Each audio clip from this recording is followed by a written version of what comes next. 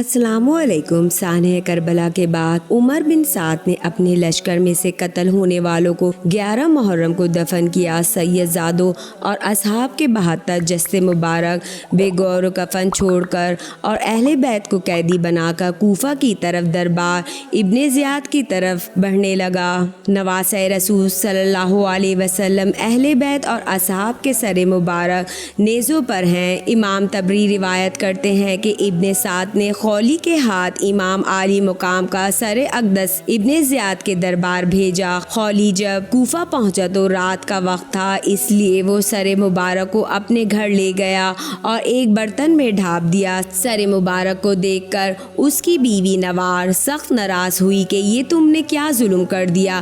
وہ بیان کرتی ہے کہ خدا کی قسم میں نے دیکھا کہ ایک نور برابر آسمان سے اس برتن تک ستون کی مانند چمک رہا ہے اور اس میں سفید پرندے دیکھے جو برتن کے ارد گرد منڈلا رہے تھے۔ صبح اسیران کربلا اور نواسۂ رسول صلی اللہ علیہ وآلہ وسلم کے سر مبارک کو ابن زیاد کے دربار میں پیش کیا گیا۔ عبید اللہ ابن زیاد کی سیدہ حضرت زینب سے گفتگو اور آپ کے دیے جانے والے جوابات بھی تاریخی کتابوں میں نہایت پرجوش انداز میں لکھے ہیں۔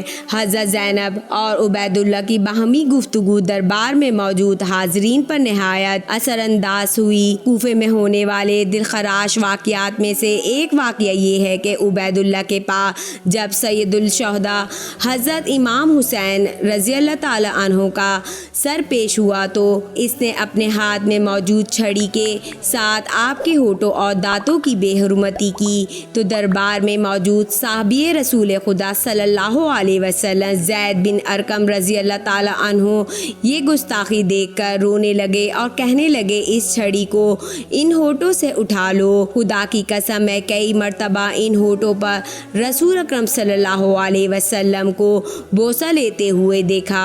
عبید اللہ یہ سن کر چلا اٹھا، خدا تجھے رلائے، کس چیز پر آنسو بہاتے ہو؟ پتہ پر آنسو بہاتے ہو؟ باخدا اگر میں یہ نہ جانتا ہوتا کہ تمہاری عقل زائل ہو چکی ہے تو میں تمہاری گردن اڑا دیتا۔ حضرت زید نے جب یہ سنا تو دربار سے نکل گئے۔ اس کے بعد عبید اللہ ابن زیاد نے کربلا کے قافلے کو شہداء کے سروں کے ساتھ شمر و طارق بن محفر کی قیادت میں یزید کے محل کی طرف شام روانہ کر دیا۔ یزید نے جب نواسۂ رسول صلی اللہ علیہ وسلم کے سر مبارک کی توہین کی تو وہاں موجود حاضرین نے اعتراض کیا، جس میں قابل ذکر یحییٰ بن حکم اور صحابی رسول حضرت ابو برزہ اسلمہ تھے جن کو یزید نے اپنے محل سے نکال دیا۔ اس کے بعد دختر سید کائنات حضرت زینب رضی اللہ تعالیٰ عنہ نے ایک تاریخ ساز خطبہ یزید کے دربار میں دیا جس سے وہاں موجود لوگوں کے دل لرز اٹھے۔ یزید جب پیشمان ہوا تو اس نے قافلے کو آزاد کرتے ہوئے مدینے بھیج دیا۔ مدینے کے لوگوں کو واقعہ کربلا کی خبر مل چکی تھی۔ جیسے ہی یہ قافلہ مدینے پہنچا تو وہاں قیامت برپا ہو گئی۔ حضرت امام زین العابدین کی نظر روضہ رسول صلی اللہ علیہ وسلم پر پڑی تو بس آپ اتنا کہہ سکے، یا رسول اللہ صلی اللہ علیہ وسلم اپنے نواسے کا سلام قبول فرمائے۔ بس اس کے بعد مدینے میں ایک نہ تھمنے والا آنسوؤں کا سیلاب آ گیا۔ اب آپ کو بتاتے ہیں کہ شیر خدا کے شیر حضرت امام حسین رضی اللہ تعالیٰ عنہ کا سر مبارک کس نے اور کب دفن کیا؟ اس بارے میں 5 روایات ملتی ہیں۔ سب سے پہلی روایت علامہ قرطبی اور شاہ محدث دہلوی سے ہے کہ یزید نے اسیران کربلا اور سر انور کو مدینہ بھیجا، جہاں پر حضرت امام زین العابدین نے سر مبارک کو حضرت حسن رضی اللہ تعالیٰ عنہ یا حضرت سیدہ فاطمہ الزہرا رضی اللہ تعالیٰ عنہا کے پہلو میں دفن کر دیا۔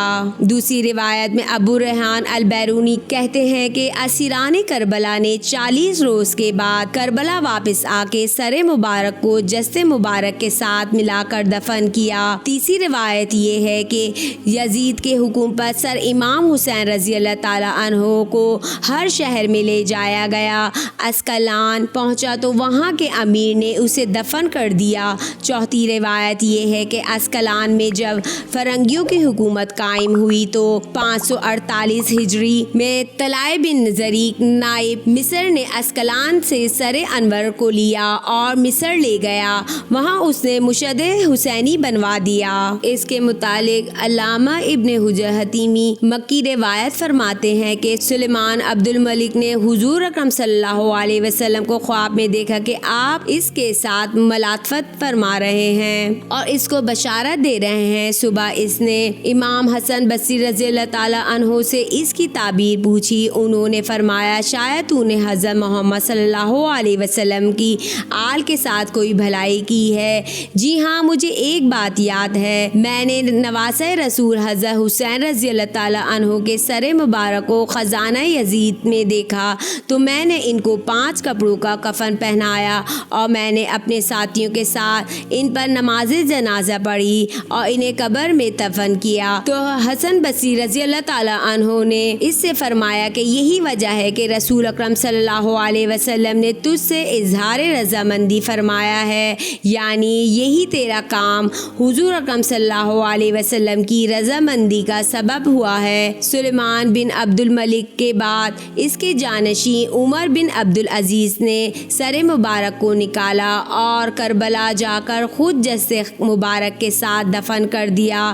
ایک روایت یہ ہے کہ جب منصور ابن جمہور نے شام کو فتح کیا تو شہر میں داخل ہونے کے بعد وہ یزید کے خزانے والے کمرے میں گیا، وہاں پر اسے سرخ رنگ کی ایک ٹوکری ملی۔ منصور نے اپنے غلام سے کہا کہ اس ٹوکری کو حفاظت سے رکھو، یہ بنو امیہ کے قیمتی خزانوں میں سے ایک خزانہ ہے۔ لیکن جب اس کو تھوڑے عرصے کے بعد کھولا تو دیکھا کہ اس میں امام حسین کا نورانی سر ہے جس سے عطر کی خوشبو آ رہی تھی۔ اس نے اپنے غلام کو حکم دیا کہ ایک کپڑا لائے، اس نے سر کو اس کپڑے سے ڈھانپ دیا اور پھر کفن کرنے کے بعد اس سر کو دمشق میں باب فرادیس کے پاس دفن کر دیا۔ اس امید کے ساتھ اجازت دیجیے کہ آپ کو ہماری ویڈیو پسند آئی ہوگی۔